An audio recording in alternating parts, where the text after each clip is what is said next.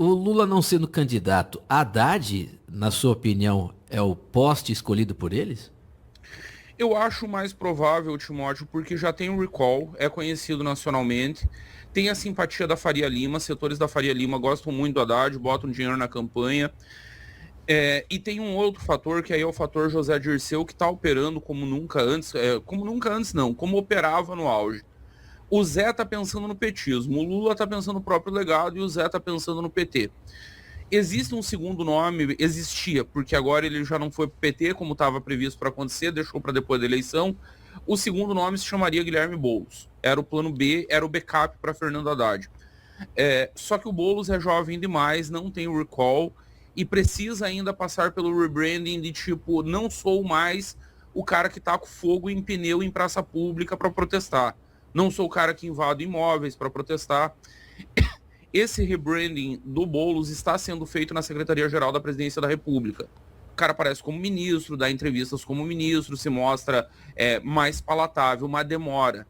Então o Boulos é um prospecto de 8 anos. Segura o Boulos, evita o desgaste dele perder uma eleição. É sempre desgastante, isso sempre afeta a imagem, começa a gerar a sensação de derrotado. Deixa o Boulos no banco de reserva, vai com o Haddad, que já é um ativo queimado. O Haddad, depois que ele foi eleito prefeito de São Paulo em 2012, ele não ganhou mais nenhuma eleição. Ele disputou a reeleição, ele perdeu. Ele disputou a presidência em 18, ele perdeu. Ele disputou a eleição em 2022 em São Paulo, Senado, ele perdeu. O Haddad só perde desde 2016. Perde a última, faz uma last dance, vai fazer os seus 30%, serve como palanque para manter mais ou menos coesas as forças em torno do lulismo, garante que um Rui Costa, o próprio Jerônimo seja reeleito, que mantenha o controle do grupo político na Bahia, tenta garantir o controle do Ceará. O Ceará está numa situação muito delicada, o Lula força todo santo dia para o Camilo Santana substituir o Eumano, e aí tem um problema local, é uma substituição dura, difícil de ser feita. Tenta manter esses polos de poder local e preserva Guilherme Boulos para a disputa em 2030. E Flávio Bolsonaro nesse cenário aí eleito presidente? Hoje ele é favorito. Hoje Flávio Bolsonaro é claramente favorito por um fator muito simples. Quando um governo é muito ruim, como é o caso desse Lula 3, quando o eleitor rejeita, quando o cenário é de tipo, eu preciso me livrar desse governo, o que é a primeira coisa que o eleitor vai pensar? Acho que travou aqui para Travou o mim. vídeo, mas o áudio tá bom. O que importa. Deixa eu arrumar a câmera aqui que já volta. O que o eleitor vai pensar, Timóteo? A primeira coisa que vai passar na cabeça do eleitor é quem é a oposição a isso? E quem é a oposição a isso hoje, o que vem à cabeça do eleitor é Bolsonaro. Não é nem o Flávio, tipo, é o sobrenome Bolsonaro, traz um recall imediato. Muito fácil. Então, se eu quero me ver livre do PT, a lógica é que eu pense imediatamente em Bolsonaro. Por isso, hoje o Flávio é muito favorito, nesse momento da corrida. Aí, lógico, depende do desempenho dele em campanha, depende de como que o eleitor vai se entender com ele.